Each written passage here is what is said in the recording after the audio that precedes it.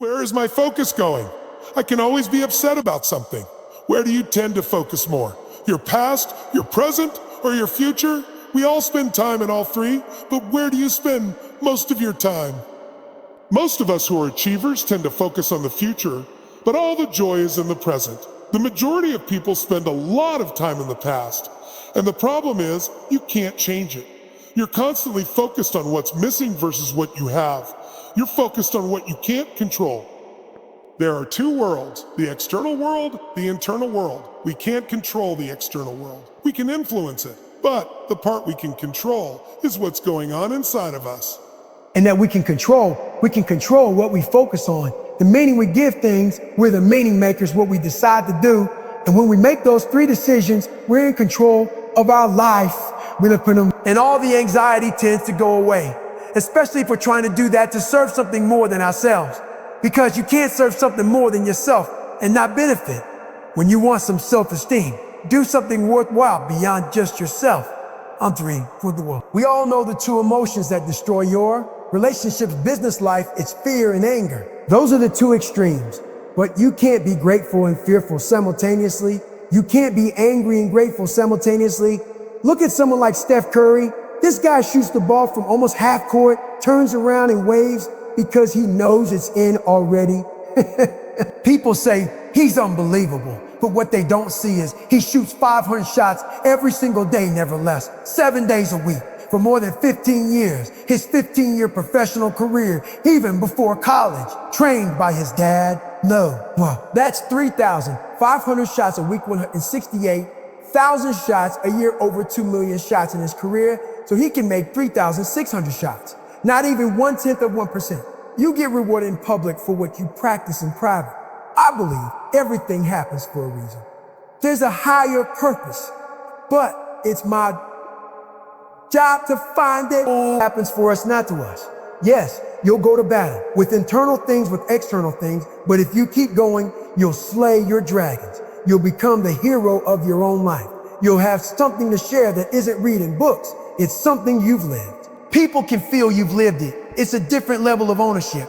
And just when you think it's done, you're called on another journey, another level, another challenge. It never ends, and that's what makes life beautiful. How do people who are hard on themselves build self-esteem? Maybe self-esteem isn't even the answer. It's not bad to be hard on yourself as long as you celebrate your victories too. People say, I have poor self-esteem because of what people said when I was a kid. But we remember those negative things, not the positive. Realize this, our self-esteem is earned by you. With yourself, not because of praise. Someone could call you a genius your whole life, and you might not believe it. Someone could call you worthless, and you might say, I'll show you. Self-esteem comes from doing incredibly difficult things where you know you pushed yourself. It's not virtue signaling. It's not telling people. It's what you know inside your soul is true. And if you do things that are difficult, meaningful, beyond just yourself, your esteem will rise. The secret? Find something you care about more than yourself. That changes everything. You won't be thinking about yourself all the time. Your self-esteem concerns? Gone. What do you want? An extraordinary life. My definition, a life on your terms. For some people, 3 beautiful kids, white picket fence others, billion-dollar company writing poetry, so don't look at others. Oh, what do you really want? And align yourself with it. And if you do it in a way that also serves others, you'll find a sense of meaning that can't be replaced, not by self-esteem, not by praise, not by compliments. I'm tough on myself too, but being overly hard, that's often from unfair comparisons. Everyone has a different path, a different pace, a different purpose. Eventually you wake up and say, be strong with yourself, yes, but stop beating yourself up. Why? Because it lowers your energy. And when your energy's low, you produce less, you feel less joy, you lose impact, you lose excitement, and your self-esteem. But the real secret, obsession for something bigger than you. In the beginning, I was driven by anger. I'll show them, but that fuel doesn't last. Then comes success-driven fear. What if I fail? That doesn't last either. What lasts? Knowing who you are. You no longer need to prove anything. You want to help. It's the difference between push motivation, takes willpower, pull motivation, comes from purpose. There's a limit to push. There's no limit to pull. Find something magnificent to serve. Get obsessed, laugh, enjoy.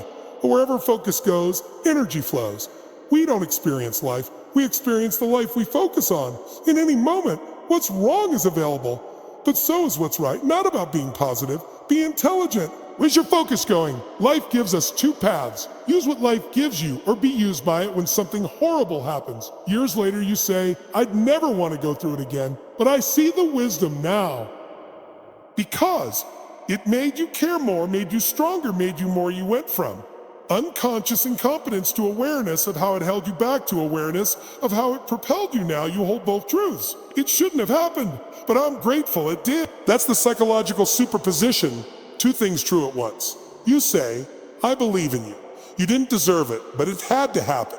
I don't believe everything is meant to be, but situations are meant to be, and it's our job. Will I use it or be used by it?